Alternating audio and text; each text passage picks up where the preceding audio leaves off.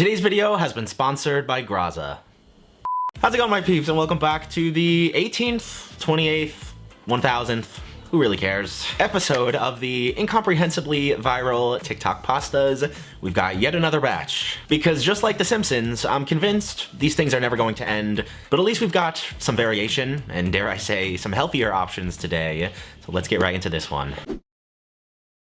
On today's menu is the French onion pasta, the Roman broccoli rigatoni, and then the 17 million view Turkish pasta. And thankfully, we've received a godsend to ensure they all start with a base of incredible flavor and quality, thanks to my friends over at Graza. Graza is the highest quality olive oil you have ever had at an affordable everyday price. It's made from single origin olives from Spain that are always fresh, never blended, and taste unbelievable, noticeably better than other olive oils. I've had my hands on this stuff for a few weeks now, and I can honestly say the quality is unreal. I think my olive oil usage has probably doubled since. It's kind of like I'm looking for any excuse to add a little drizzle to finish my food. I love that you can sizzle with Graza by starting a delicious pasta or soup with their 100% pure Sizzle extra virgin olive oil. And you can drizzle with Graza too to finish a pizza, a salad, some Italian bread made from olives that are picked early when flavor is bold and antioxidants are the highest. And when you run out, refill with one of Graza's nitrogen-sealed, perfectly portioned refill cans. Simply grab one from their site or your local Whole Foods. So please do yourselves a favor by clicking the link in the top line of the description using my code DAVID10, and you can get 10% off of your Graza order.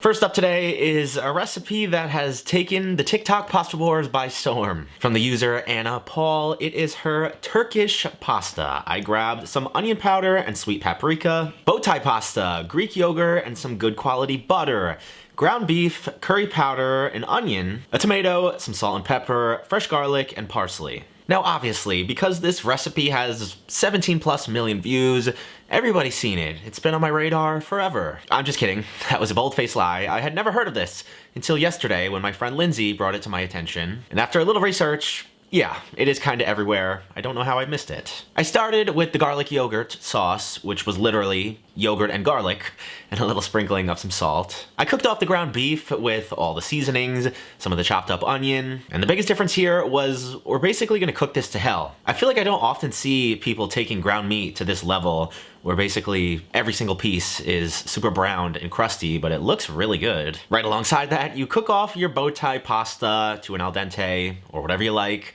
You remove your meat once it's fully cooked. You make the butter sauce in that same meaty pan at the end, just deglazing with the butter and some paprika, but let me get this out the way now. Yeah, I'm sick. I don't know what's going on. I tried to deny it at first, but I could barely breathe. My throat's really sore. I kind of have aches all over, so hopefully it'll pass soon. But maybe a good hearty pasta dish with mostly healthy ingredients, outside of that fat drizzle of butter, will hit the spot and be just what I need. I could have done without the tomatoes. They do add a nice pop of color though, I'll give you that. This is great. I really like the combinations of flavors, that seasoning mix. The meat really stands out. The only thing that's bothering me, and I don't know how I didn't think of it, is I had the yogurt in the fridge until I was ready to use it.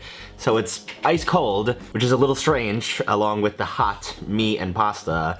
But also that butter sauce kind of solidified when it touched the cold yogurt, which also isn't super pleasant. So I guess leave your yogurt out and let it get room temp as you use it. If it's safe to do wherever you are, I don't need any botulism accusations. But I approve. I think everybody should try this at least one time. At the very least, I will be cooking my ground beef this way for future reference. Next up today is another one I have had on the back burner for quite some time now. It is this incredible looking French onion pasta. I grabbed white wine, olive oil, and heavy cream, some rigatoni, butter, and beef stock, some worst sister sauce and water, a couple of onions and Gruyere cheese, garlic, salt and pepper, and fresh thyme. Not to be confused with the French onion ramen that we have made, I think twice, from mythical chef Josh, which was very good, don't get me wrong, but it was pretty much making a French onion soup and then just adding a pack of ramen to it. It wasn't a whole lot going on. Whereas this one has the potential to be freaking genius and revolutionary. Allow me to explain. I chopped up a ton of onions and got them caramelized over medium-low heat in a high-rimmed pan, which is important because after we finish the onions with the thyme, the salt and pepper, the fresh garlic, the Worcestershire, and the white wine for deglazing, you throw all your other liquids in there too, along with the pasta, and let everything cook off right in there. Now these are the types of recipes that I long to make, not out of laziness or my disdain for washing copious dishes, which is a thing and a minor factor. It just makes sense. Throw all your ingredients down in one pot, allow the pasta to absorb all those good flavors, the stock, the onion juice, and then not lose a single drip of this extra starchy pasta water to help thicken things up without the need for a roux or cornstarch. There's really nothing else for me to say here. This looks and smells incredible. It looks exactly like hers did in the video, although I am unsure about some of her pronunciations. Some heavy cream and some Gruyere to finish.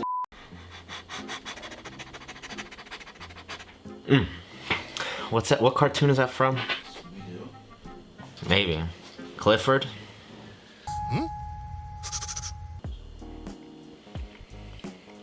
Now that is a French onion pasta, my god. It's everything you want with the cheesy, oniony savoriness, but that sauce, man. It should be a crime to dump out the pasta water when you can make stuff like this. Look at that thick and glossy sauce. Obviously the cream and the cheese helps too, but it's about as good as a French onion pasta could be.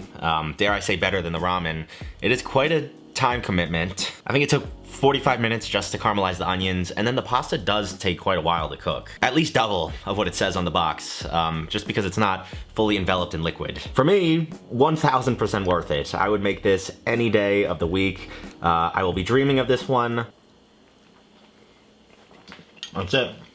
And lastly today is a very intriguing one that caught my attention for obvious reasons. It is the Roman broccoli pasta. I grabbed some spinach and more rigatoni, butter, olive oil, and salt, fresh parm and garlic, a lemon, and some fresh broccoli heads. Alright, who am I kidding? I picked this one purely because of the looks. It looks gnarly, insane, way more out there than like a standard pesto, so I wanted to dig a little deeper into this one. You've got to chop up your broccoli heads into florets. I also chopped up the stems because this is gonna get blended, so I think they'll be okay. I minced up my garlic. I shredded up some of the fresh parm off screen.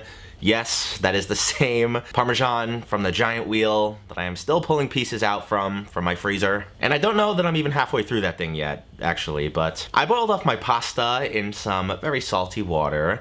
I fished all those noodles out and then dropped my broccoli in that same starchy water. Typically when I'm blanching broccoli, I do it for about 2 minutes or so to have a little bite for a stir fry or whatever else. But I gave these guys a good long soak, at least 5 or 6 minutes I would say, because obviously they're gonna get blended along with the blanched spinach and pretty much everything else to make a hopefully smooth green broccoli sauce. I have some concerns, to say the least. I don't know if this blender is going to be powerful enough to make this super smooth. I don't really know the ratios that I'm supposed to be using for most of this stuff based on his video. And I'm not sure it even is supposed to be fully smooth because it's going on a solid pasta. In his video, he adds lots of Parmesan and some additional lemon zest and juice even after the blending, so who really knows? But I did the best that I could. I finished the sauce with the pasta in that same pot. This one's got a hill to climb, to be frank. Between that farty broccoli water smell, this gloopy baby food looking sauce, I've got my reservations, but let's just give it a taste. Can I get one bite before I leave? Not before I try it, unless you pop a squat. Really? Alright, come back. It tastes very healthy. It tastes healthy. Alright, good night. Love you. I don't know what we would do without such great insight. I'm having a bit of a hard time placing this. It's certainly not bad by any means, but I feel like it's kind of missing something, or I did something wrong, or it's just the way it is. The flavors are very punchy.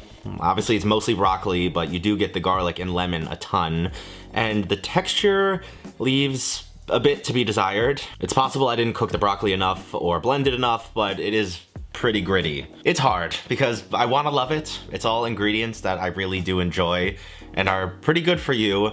They're just something that's not there, but maybe that's the reason it hasn't caught on to this point.